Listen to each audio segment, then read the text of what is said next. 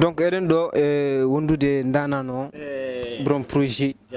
vraiment min kiifi affaire o c'est dope vraiment min jiiɗo ligguey goto extraordinaire mais ko wona ɗum pour ruttade salminde bandiraɓe tout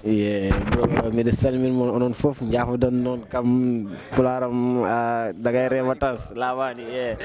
mais miɗa débrouille hen mbade miɗa haala hen sohlaji am seeɗa mais on jarama onon on jarama no fewi et puis miɗa wimon paade projet o mbaɗe le maximum de partage ko ɗum tan min sohli e mon mbaɗe le maximum de partage mettez des like ko ɗum tan min sohli et puis so taw ko ligguey o tan emin hen min ligguima no fewi no fewi no fewi pour uniquement dañon ko jiddon kon quoi merci beaucoup on jarama onon no fewi bro on jarama donc holko kokkata yimɓe seeɗa hol difficulté ji keɓɗa e projet o bon projet o ne heewi difficulté ji quoi ne heewi bon et difficulté ji on a des problèmes de réalisation des vidéos parce que tout on part avec nos moyens min jaaɗe moyens ji men no muusi mais alhamdulillah Allah nana walla men hen alhamdulillah min jettima do parce que ne jogui wonɓe hande ha joni eɓene projet ji mabɓe hay pour ɓe mbaɗa hen vidéo goto no muusi mabɓe pourtant c'est des projets très doux mais juste que ni affaire uji no muusi mais alhamdulillah emin hen tan emin hen nekci lekci bro donc en jii projet o wayni donc holko mbiyata yimɓe pat pour concert paade show mawɗo inchallah show mo ganda hay goto meeɗa yiide ɗum min mbiɗa assurer ɗum inchallah parce que j'ai invité des artistes qui assurent et puis moi je vais faire un show un big show inchallah show ma mawɗo show ma wela ma dilla no fewi l'essentiel kay mbiɗa yiiɗi yimɓe fof ar ko do tomin gonni ɗo ko do e Titanic noddu famille Jolfuɓe ma ngi wo gaay yen ñëpp ñëw leen seen doom seen xarit Biggy D xam nga je suis mauritanien artiste mauritanien wolof laay làkk je suis mauritanien damay wax pulaar je suis mauritanien damay wax naar je suis mauritanien damay wax soninké vous tous vous êtes mes frères donc invité naa tout le monde amul xaaj ak seen j'invite tout le monde bu ngeen ñëwee inchallah di ngeen am show bu nice show bu dope show bu yëngatu et puis ñëpp ñu ngi fii ci Couve inchallah épicerie jaune Titanic inchallah le 7 janvier inchallah ñu ngi leen di xaaree ñëpp. donc le 7 janvier n'oubliez pas le 7 janvier il faut jaggon date o ko cons goto gandanɗa hoorema ko wayri waɗede ɗo foti waɗede ɗo donc en keeɗima projet o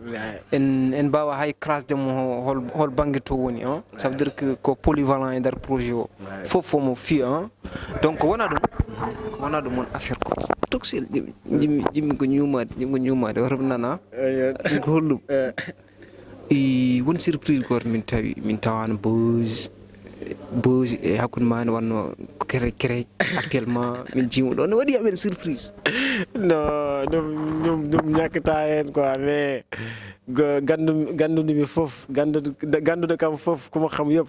omo andi Buzz c'est un frère pour moi et puis to woni am no woddi no fewi bro c'est un frère pour moi mais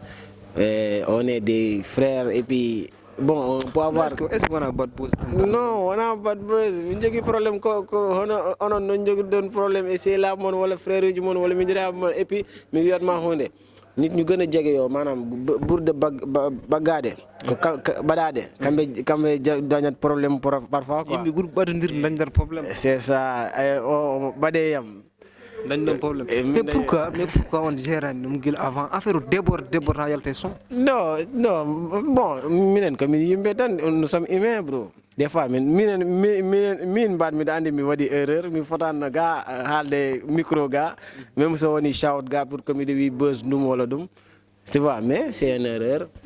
bon si ça refaire je vais plus refaire ça joni mbaɗandi Buzz mbaɗandi forti onon ɗiɗo Buzz argay onon ɗiɗo ça veut dire wona on poti wona murti noon parfois mo toñam wona on poti on potnon yafnade ko public non mais kanko murti kanko foti yafade kam parce que kanko ko toñat kam chaque fois mo toña mi jogi question goto mulla mi pose anjum min pose ta question anjum ay anani wona on toñam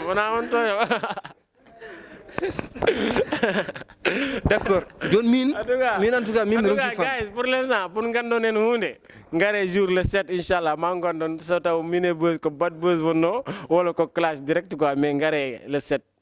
ma njiyon fofu quoi ça veut dire garde le 7 après ma andu qu'est-ce qui se passe and affaire ji fofu don affaire ji lerat don woni